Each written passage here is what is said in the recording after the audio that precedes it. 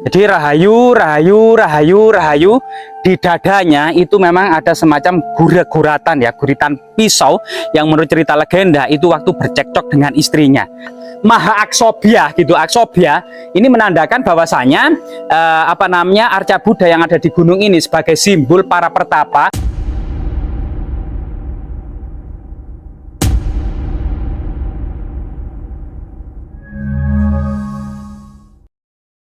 Ya pemirsa, saat ini kita akan mengunjungi sebuah situs ya, atau kemungkinan menurut cerita tutur masyarakat ada orang yang bertapa kemudian membatu yang berbentuk raksasa. Jadi kita sangat penasaran apa yang dimaksud dengan seorang petani yang bertapa setelah kemudian cekcok dengan istrinya.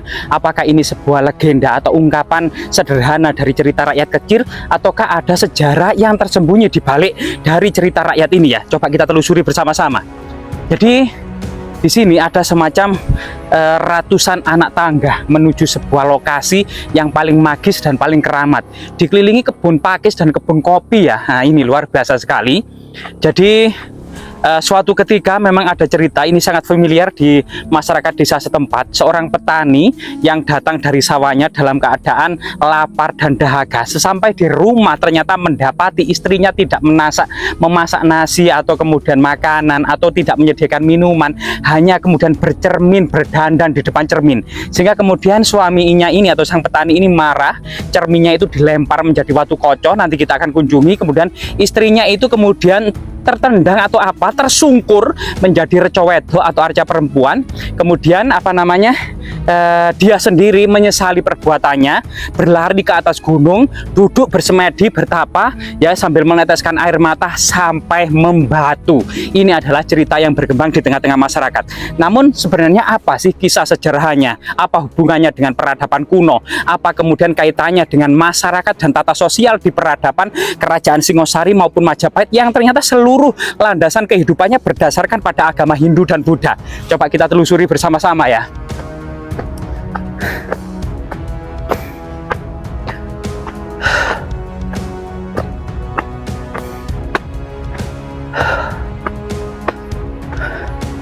Jadi jika kita tahu bersama pada masa peradaban kuno, pada masa kerajaan Majapahit berkembang pertapaan di lereng-lereng gunung.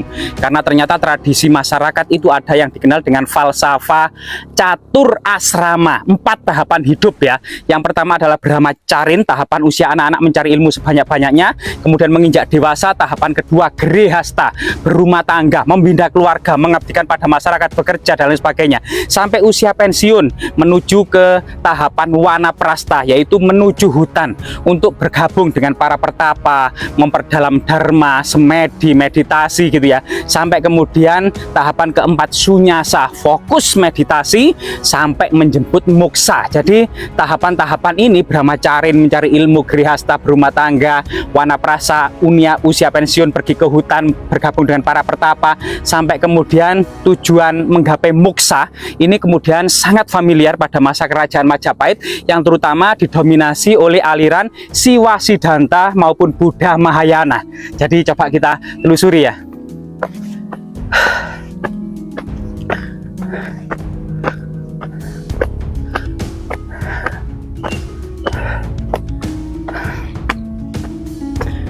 Jadi di bawah pohon akar raksasa ini ada semacam kurma ya, atau kura-kura raksasa. Kemungkinan ada hubungannya dengan Samudra Mantana ya. Tapi kemudian kurang terperhatikan kura-kura raksasa yang sangat besar ini yang dicengkram pohon akar raksasa ini. Selain kemudian falsafah catur asrama gitu ya, kemungkinan memang dari Trowulan, ibu kota kerajaan Majapahit, menuju lereng Gunung Welirang Arjuna Penanggungan ini ada semacam jalur para pejalan suci atau jalan para pejalan suci yang dikenal dengan jalan Tirta Yatra atau jalan Dharma Yatra. Sampai saat ini belum banyak literasi yang mengkaji jalur atau jalan antara Trowulan sampai Gunung Penanggungan atau Welirang ini ya, jalur para pejalan suci ini. Mereka antara lain seperti ini. Jadi para pangeran muda dalam mengembara mencari ilmu dalam tahapan brahmacarin ini menemui para pertapa tua, baik itu belajar tentang ilmu geografi, ilmu pengobatan, kanuragan, kebijaksanaan, dharma gitu ya, dan lain sebagainya, serta kemudian ilmu politik dan pemerintahan gitu ya, termasuk sejarah, sebagaimana kemudian Empu Prapanca menemui Ratnangsa di Candi Singosari. Ini salah satu kemudian Empu Prapanca menanyakan leluhur dari dia Hayam Wuruk. Nah, dari di situ kemudian kita akan mendapati bahwasanya ternyata para pangeran muda, para bangsawan muda ini harus mencari ilmu, menemui para pertapa tua, para maharsi, mahayogi, mahapertapa untuk menimba ilmu sebanyak-banyaknya. Nah, di sini ditemani burung-burung alam yang sangat indah ini ya, baik itu burung johan atau burung-burung lainnya gitu ya. Kita nanti sebentar lagi sampai, kita akan mendapati sosok pertapa yang membatu tersebut.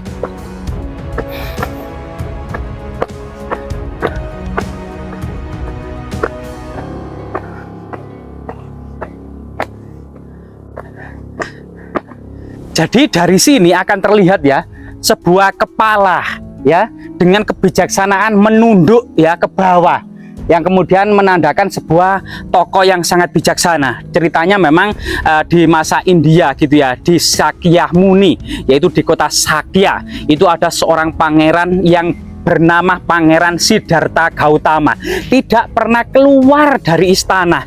Oleh ayahnya itu dikurung, kemudian sampai menikah. Tidak sengaja kemudian membuka jendela, ternyata di luar sana, di bawah istana, ternyata di jalan-jalan banyak orang miskin, papa, cacat, tua renta, pengemis dan lain sebagainya. Sehingga kemudian Pangeran Siddhartha terketuk hatinya untuk mencari kebenaran.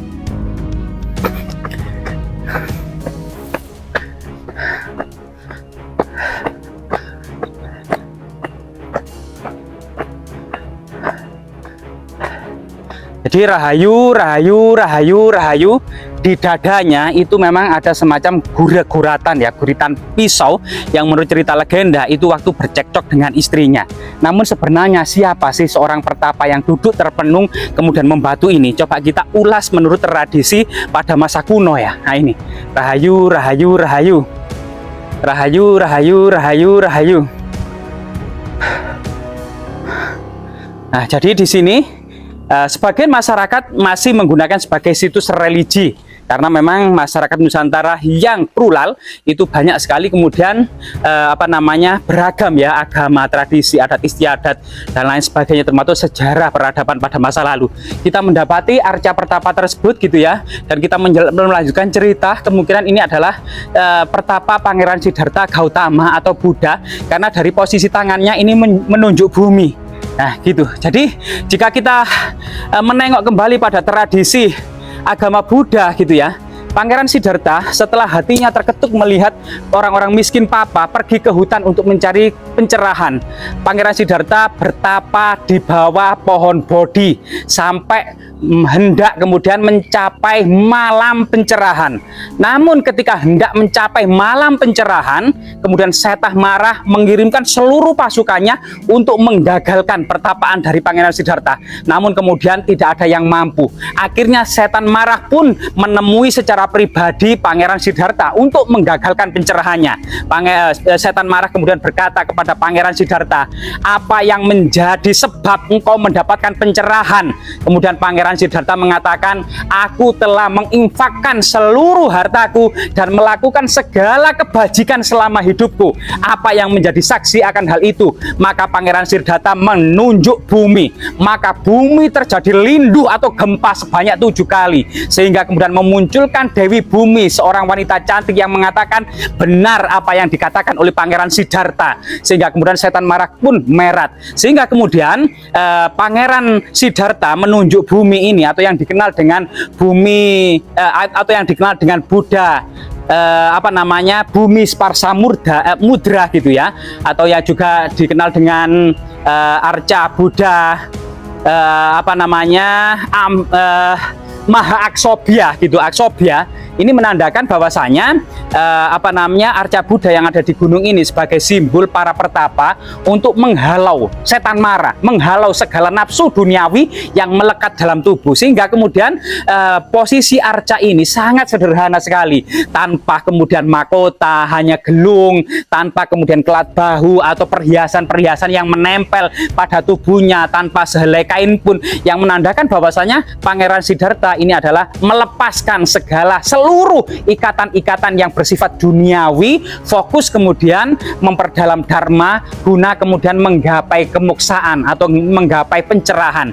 Inilah salah satu kemudian makna dari arca Buddha dengan posisi tangan atau mudra bumi sparsha mudra, sehingga kemudian diduga arca ini memang dipahat atau dibangun pada masa kerajaan Majapahit atau kerajaan Singosari, sebagaimana prasasti Gunung Budak tahun 1294 yang ditemukan di lokasi ini. Diduga lokasi ini selain kemudian sebagai tempat para pertapa dalam kemudian menciptakan atau memahat berbagai macam benda-benda yang bernilai magis dan sakral pada masa kerajaan dahulu, juga kemudian diduga bukit ini juga tujuan para pertapa mencari moksa, mencari kebijaksanaan, menyempurnakan catur asrama, serta kemudian ini adalah bagian dari landasan peradaban kerajaan-kerajaan kuno di mana para bangsawan muda, para pangeran muda menimba ilmu. Jadi pentingnya pendidikan dan landasan peradaban kuno adalah sebuah peradaban yang kemudian dijaga oleh para pertapa tua, para mahayogi, maharesi, yang kemudian dituturkan, diajarkan kepada para bangsawan muda,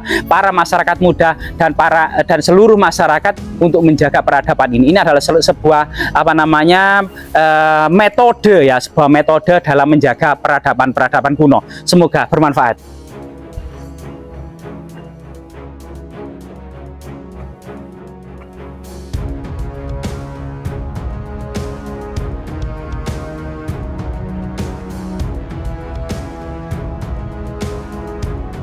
Real.